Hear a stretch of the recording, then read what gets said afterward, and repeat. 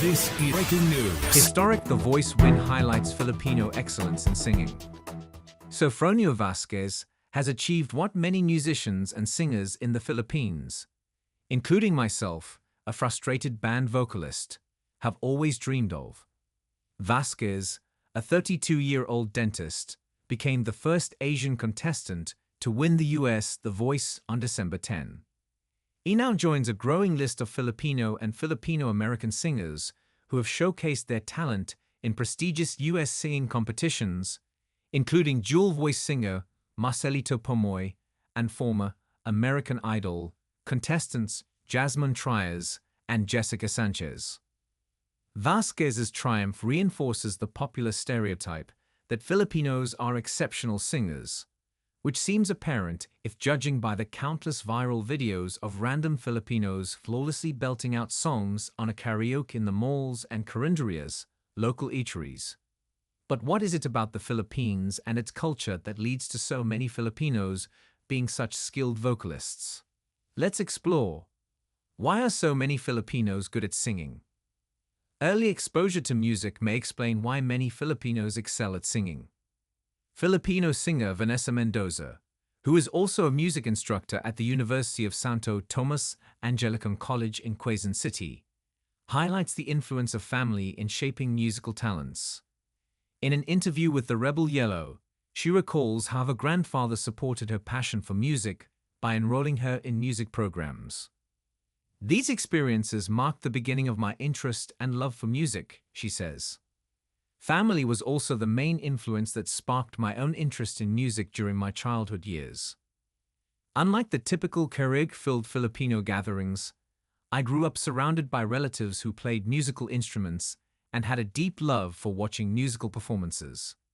My late uncle, a self-taught piano virtuoso, could learn classical pieces by ear, while my late aunt encouraged me to sing along to my cassette tapes, especially her favorite, Whitney Houston's The Greatest Love of All.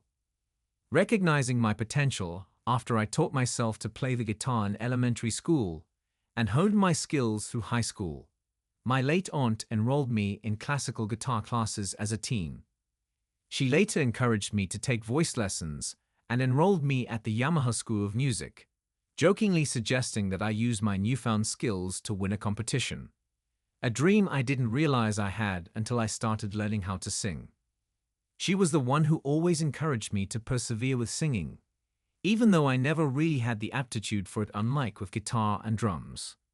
I remember her telling me with tear-filled eyes after my 2011 recital, where I rapped Travis McCoy's part in Bruno Mars' Billionaire, "Yan, I am so proud of you." Suffice to say, she was definitely my first and probably my biggest fan. Historical relevance.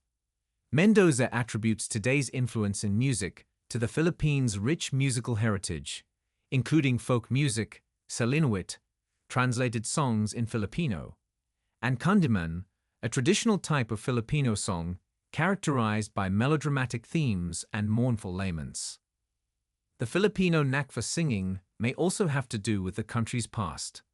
Historical accounts suggest that early Filipinos prioritized vocal over instrumental music before the Spanish arrived to colonize them in the 1500s. Thus, singing was woven into the fabric of daily life, as work songs accompanied planting and harvesting, lullabies soothed children, and epic chants preserved history and legends.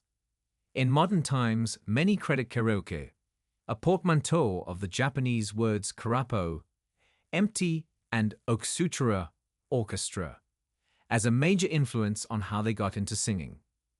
While the late Shigaichi Negishi created the first karaoke prototype in 1967, Japanese businessman Daisuke Nu built the world's first karaoke machine, the Juke 8, in 1971.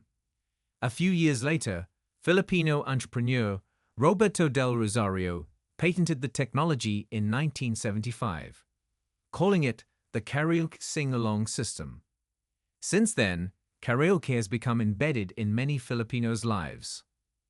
Vasquez, who moved to Utica, New York, to further his dental career before joining The Voice, traces his music roots to karaoke, which was a staple in his neighborhood.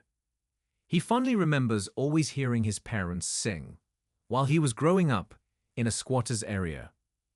Like Vasquez, Mendoza also cites karaoke, which she believes is a staple of Filipino culture and has played a significant role in developing musical talent.